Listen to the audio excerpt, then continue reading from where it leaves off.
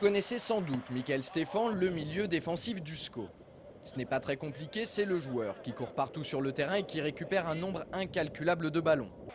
Par contre, depuis son arrivée à Angers il y a un peu plus de 3 ans, il n'a pas marqué le moindre but. Ce n'est pas sa spécialité, loin de là.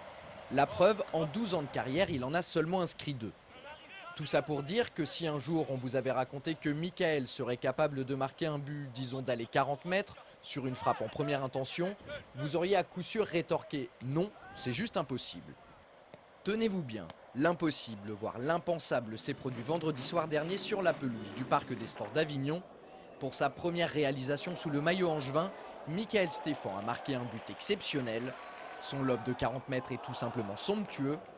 Michael reconnaît cependant que son but tient plutôt du miracle, ses partenaires aussi. Il y a eu un peu de vent, parce que je pense que s'il n'y a pas de vent, le ballon il dépasse pas la surface de réparation. C'est un geste que je tente une fois et que je réussirai qu'une fois sur... je peux le tenter 100, 200, 1000 fois et voilà, c'est arrivé ce vendredi-là, tant mieux. Bonne nouvelle pour Michael, grâce à ce but, il se fera beaucoup moins chambrer par ses partenaires. Franchement, en plus là on peut pas le tailler parce que il met pas une frappe du dragon, il met son petit intérieur du pied c'est sa spécialité, donc voilà, il a utilisé la meilleure surface. Non, c'est un but parfait, franchement, il n'y a rien à dire, hein, mais voilà, parce qu'il aurait pris le coup du pied, je pense qu'elle aurait fini en touche, donc voilà. Non, mais il a mis un beau but, franchement, il a mis un beau but. Résultat, aujourd'hui Michael peut s'en donner à cœur joie.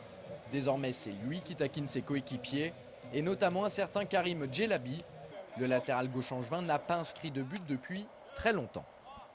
Vu que c'est pas, comme tu l'as dit, un but de raccro, ça les a un peu calmés aussi. Donc ça y est, maintenant ils vont arrêter de me saouler, comme tu l'as dit il y a 2 minutes.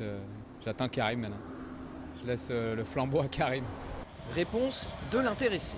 On va dire que son but c'est un peu de la chance, quoi. Bon, il l'a repris comme il est venu, il a fermé les yeux, il a tiré, bon, il a marqué, il a un peu de chance.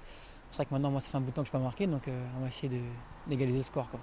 Retour maintenant au match de vendredi qui a opposé Arles-Avignon à Angers. Une rencontre qui s'est soldée par un match nul, un but partout entre les deux formations.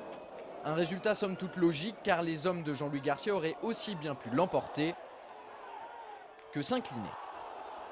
On est frustré par rapport à la première période où on a quand même des occasions pour gagner. Après, si on analyse bien sur la deuxième mi-temps, on peut le perdre. C'est un bon point de prix à condition qu'on gagne contre Sedan. Si on fait 2 victoires, 1 nul en 3 matchs, ça sera bien. Voilà, il faut juste confirmer ce match nul contre Sedan en prenant les 3 points de la victoire.